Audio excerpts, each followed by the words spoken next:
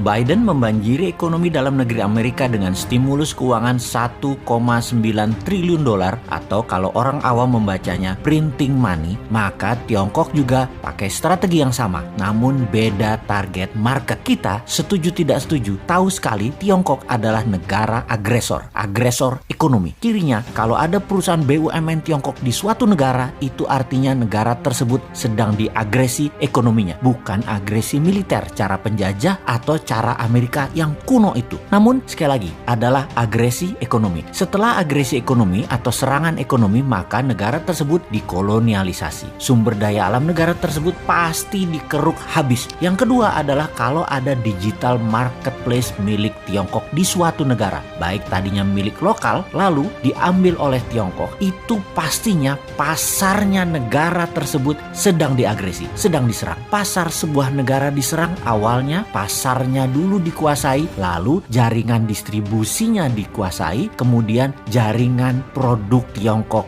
masuk. Kemudian ketika sistem pembayaran non tunai asing masuk atau pembayaran non tunai milik lokal kemudian dicaplok Tiongkok langsung atau tidak langsung, ini artinya sistem keuangan negara tersebut sedang diagresi. Semua ini terbungkus rapih dengan propaganda manisnya nanti ekonomi suatu negara tersebut jika bergabung dengan Tiongkok nantinya akan indah. Itu janjinya mereka, itu persepsi yang diberikan oleh mereka. Tapi nanti negara tadi suatu hari mereka jadi tua. Nanti negara yang diagresi tadi jadi kurus. Negara yang dikoloni jadi jelek, tak terawat karena nggak ada biaya maintenance, nggak ada biaya krim malam, nggak ada biaya sunblock, nggak ada biaya PRP, nggak dikrimbat rambutnya, nggak dipilates bodinya, nggak dikasih makan sehat tubuhnya. Begitu tua, jelek, penyakitan, pindahlah Tiongkok tadi cari bini baru. Sama, nggak bakal dirawat juga mereka. Ya dipakai terus aja sampai kering. Sedulur, perlukah kita urai apa sih yang negara tersebut atau negara selir-selir Tiongkok itu dikerjainnya? Juga ada pertanyaan, kok banyak sih negara mau jadi selirnya dan harus melayani kaisar Tiongkok tersebut? Strategi ekonominya ya sama seperti informasi di awal, dengan printing money. Itulah mengapa kita katakan berkali-kali, siapa negara yang pakai MMT? Ya hanya Tiongkok dan Amerika. Negara lain pakai teori ekonominya Adam Smith, pakai John Maynard Keynes, pakai ilmu-ilmu itu dah. Lalu bagaimana cara agar setelah SDA sebuah negara sudah di tangan, agresi berikutnya adalah pasar digital atau marketplace, dan setelah itu apa lagi? Yang dilakukan adalah mencekik ekonomi kelas bawah dengan mendapatkan dolar dari negara yang diagresi agar kering mata uang internasionalnya, agar kering mata uang multi currency negara yang diagresi tersebut. Tiongkok memberikan insentif di dalam negerinya. Insentif setiap dapat dolar dibayar renminbi 3 kali lipat. Misalnya baju batik dicetak di Tiongkok, dijual di marketplace. Batik Indonesia, buatan Indonesia, harga pasarannya adalah Rp150.000 untuk atasan. HPP Garment di Solo katakan Rp80.000. HPP ini harga pokok di mana-mana di seluruh dunia ya 11-12 lah. Pasti orang semua bahannya sama, hitung-hitungannya pasti sama. Di marketplace tadi dijual Rp50.000 loh atasan tadi. Itu pabrik di seluruh dunia juga bingung. Mereka bisa jual Rp50.000 di bawah HPP. Apa untung? Jadi panik lah para reseller. Borong barang Cina tadi, borong barang Tiongkok tadi, jual di offline,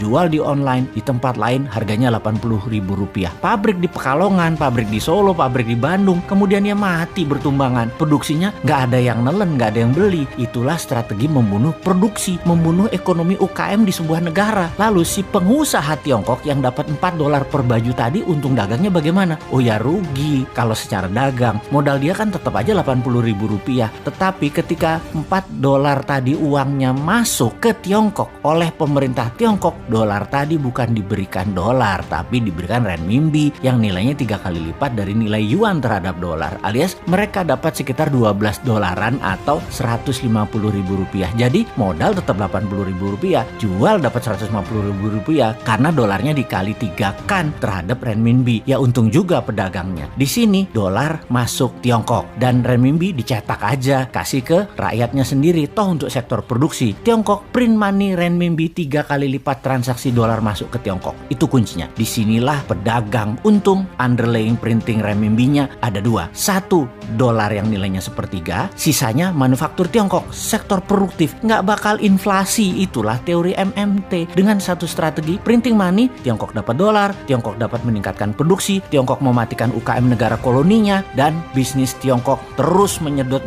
wilayah-wilayah lainnya lagi. Simpel kan bernegaranya mereka? Kok beginian aja nggak bisa ditiru sih? Tempe bener. Nyampe nggak sih ilmu beginian ke pejabat ekonomi dan keuangan negara? Oke lah, sing sabar ya kaum new mind. Kita nonton aja old mind mainin negara. Walau nggak enak nontonnya, agak wagu, kikuk.